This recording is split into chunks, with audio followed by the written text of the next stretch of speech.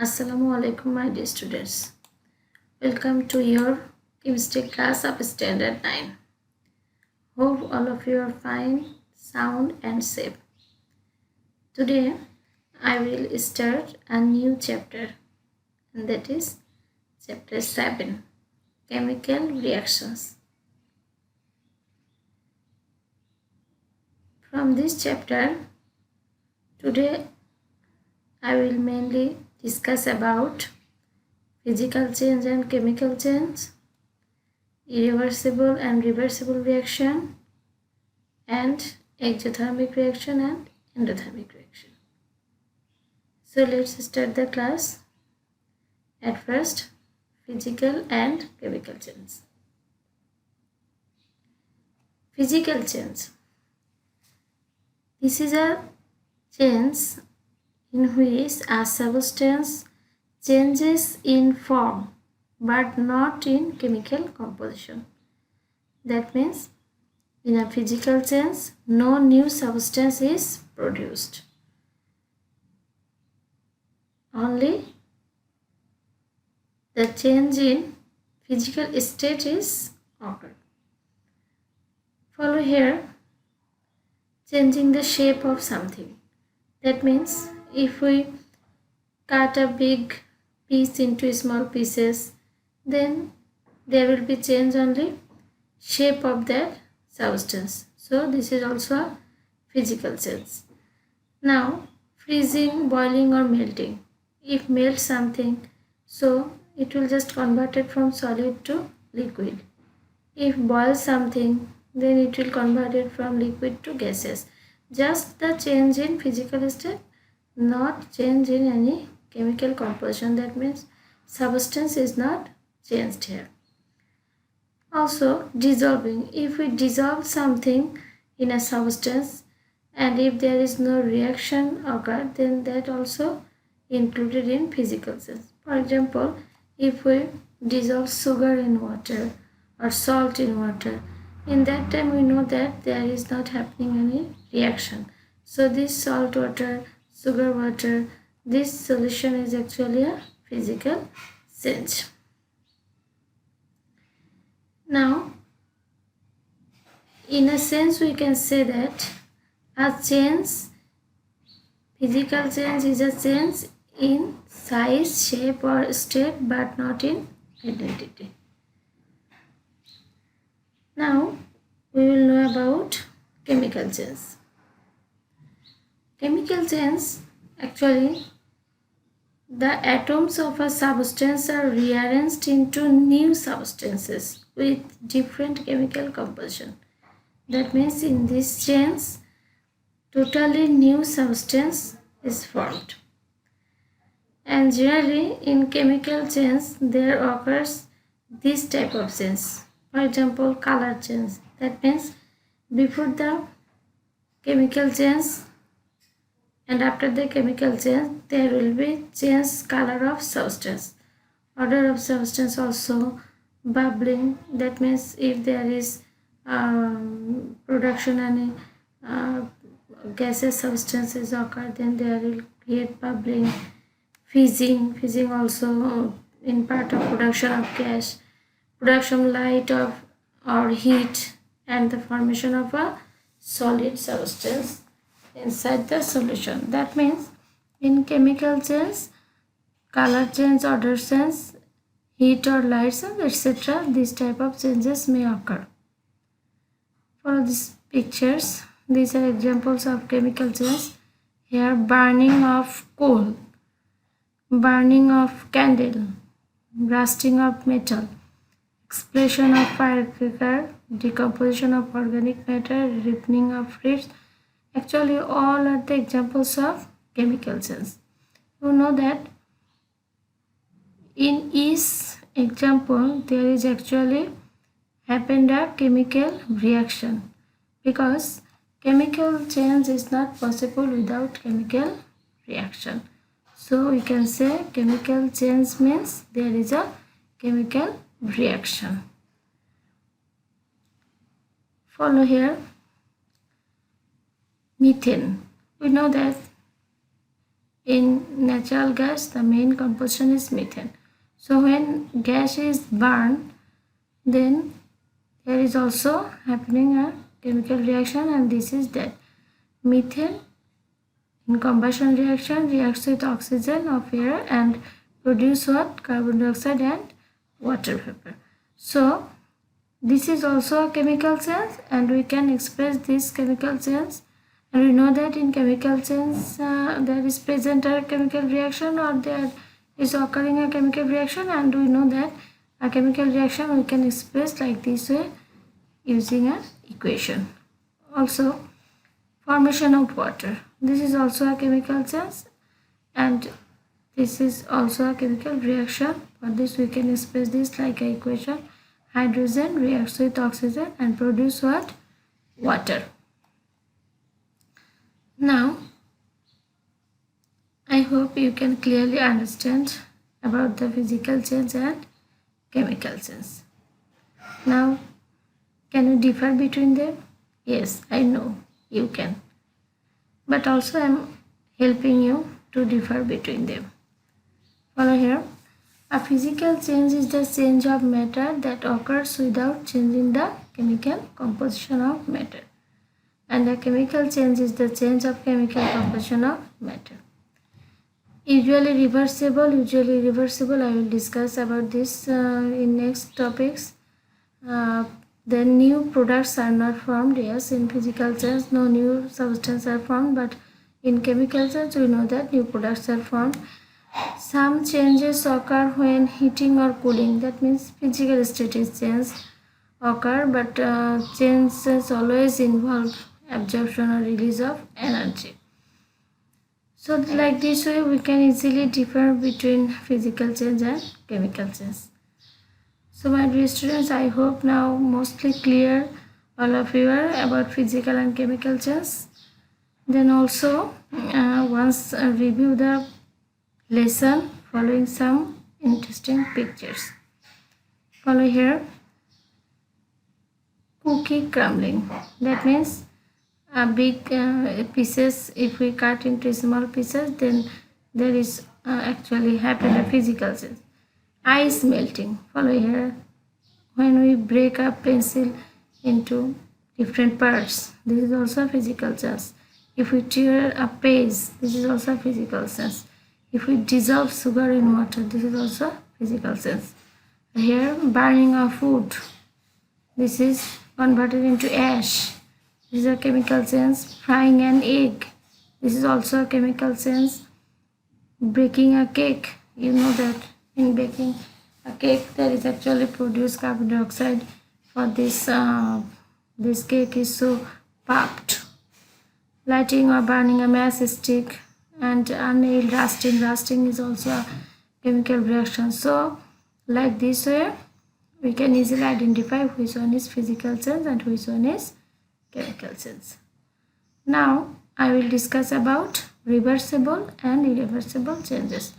Actually, on the basis of direction of reaction, reactions are two types: reversible reactions and irreversible reactions. Follow here. At first, reversible changes. A reversible changes means when in a change substance are converted into different substance, but again that substance we can convert or we can back to the previous state. So this change is actually reversible change. Follow here. When chocolate is warmed, it melts and turns into a liquid, but it can be turned back into a solid again by cooling. That means on the changing of temperature, we can change the physical state of a substance, and also we can return back to the previous state due to change of temperature. Follow here. Orange juice, you can frozen it to form a solid icy pole, and but when you apply heat to them, it again melts a liquid. Candle wax, you know that due to heat of candle wax it is converted into molten wax, but If we cool it, then again it converted into solid wax. So like this way actually physically due to the changing of temperature we can change some things and we can again come back to the previous stage. So this type of change actually known as reversible change, and here we observe these changes actually in case of physical change, but also there is chemical reactions which are reversible. Follow here. Reversible reactions, that means a reaction in which reactants are produces products due to reaction, and again products are converted into reactants. So these type of reactions are called reversible reaction. And to express this reversible reaction between the reactants and products, we have to use this double-headed arrow. This sign we have to must used in present of reversible reaction. So in a reversible reaction we can see here there are two parts. There are two reactions actually. In first reaction, reactants reacts together and converted into products. This is called forward reaction, and again the products are due to reaction converted into reactants. This is called backward reaction. So this forward and backward reaction together we can express by using this double-headed arrow sign. Now follow some examples. Water formation, so and nitric oxide formation, calcium carbonate decomposition or ammonia formation. These all are reactions actually, example of reversible reactions. That means here hydrogen oxygen reacts together converted into water. Again we can produce hydrogen and oxygen gas through electrolysis from water. That means these all reactions actually can be reversed. Also more example, production of ammonia. In Haber based process we can produce ammonia from nitrogen gas and hydrogen gas, and this is also possible to produce nitrogen and hydrogen from ammonia, and so this is also a reversible reaction. Here this is blue color copper sulfate, that is actually blue vitriol.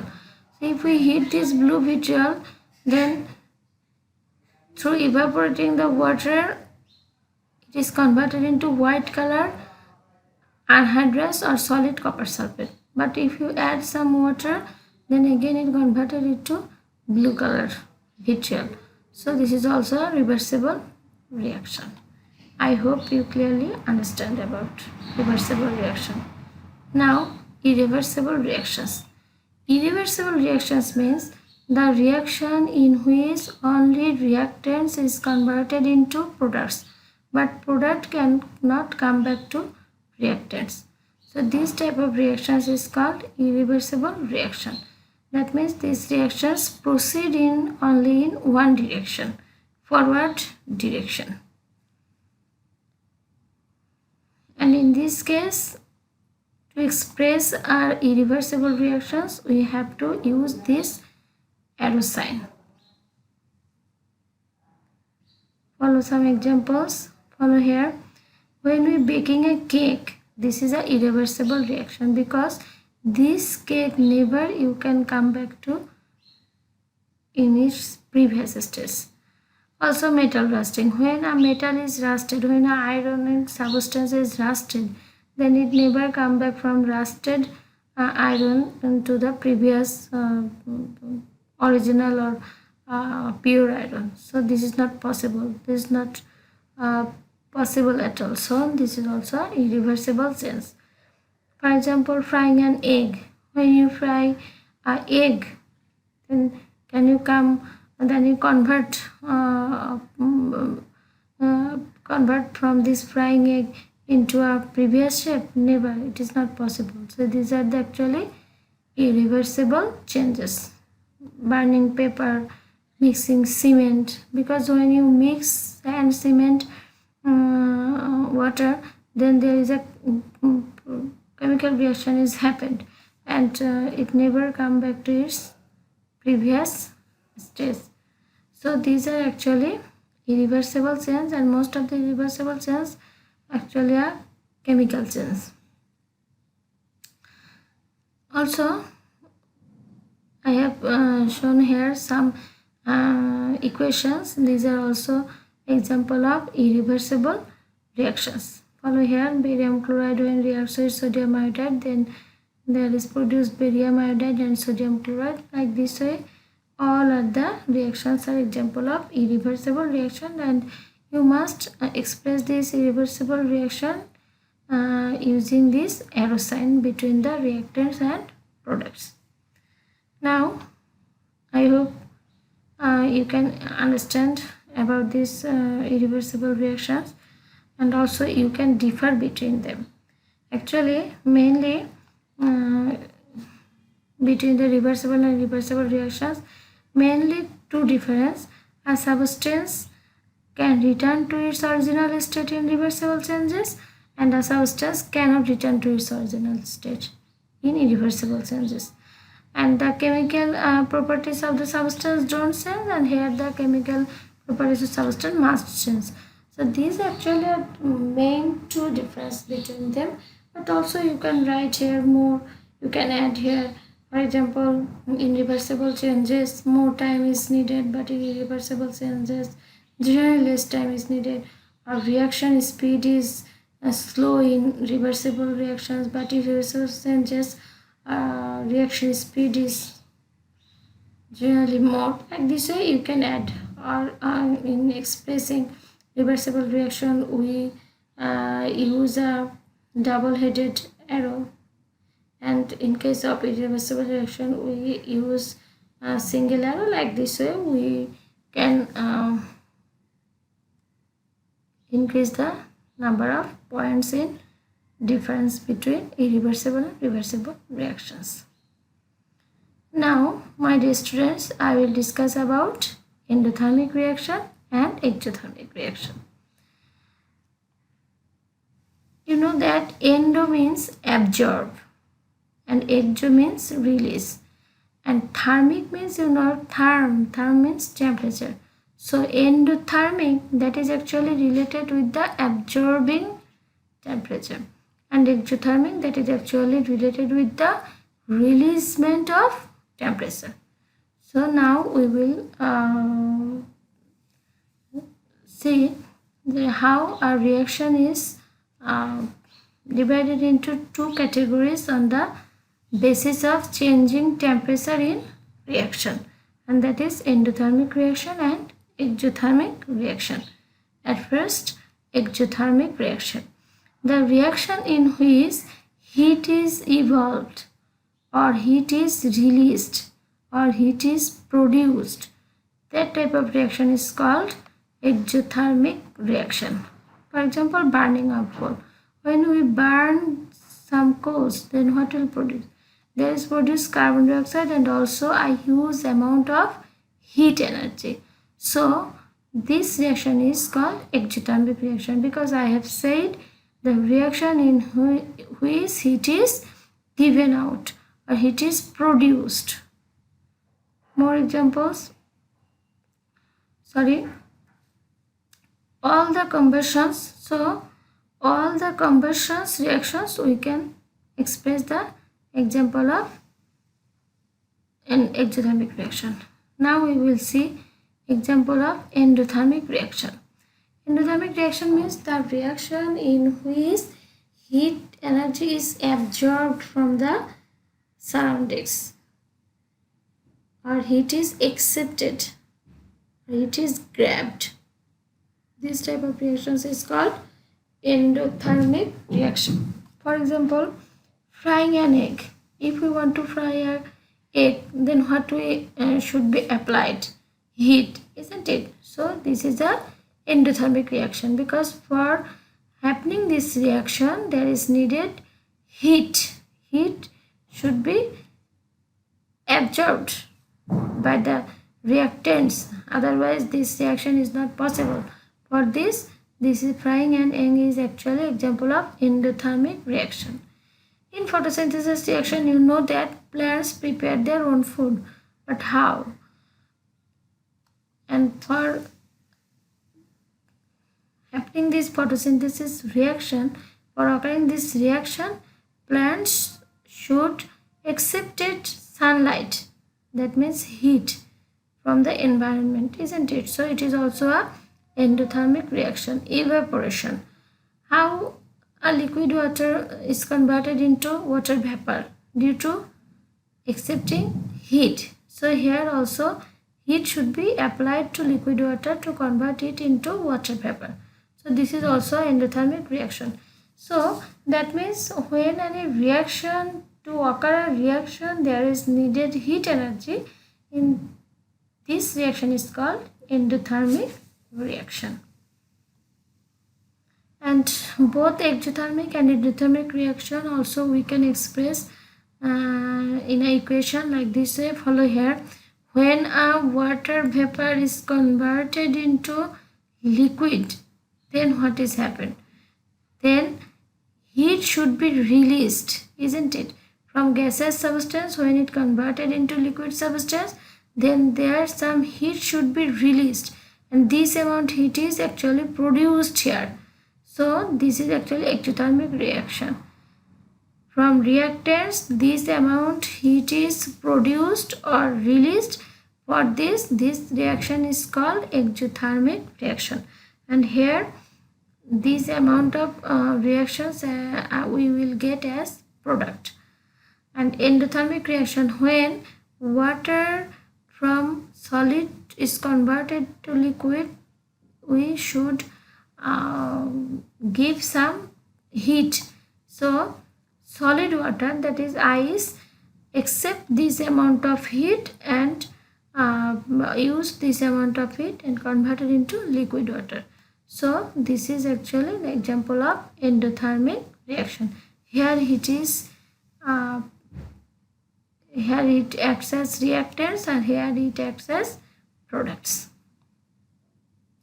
So I hope you can clearly understand, and also here you can clearly differ between them, exothermic and endothermic reaction, very easily. So today after this, I hope you are clear my today's lecture. So you should stay safe and take care. Goodbye.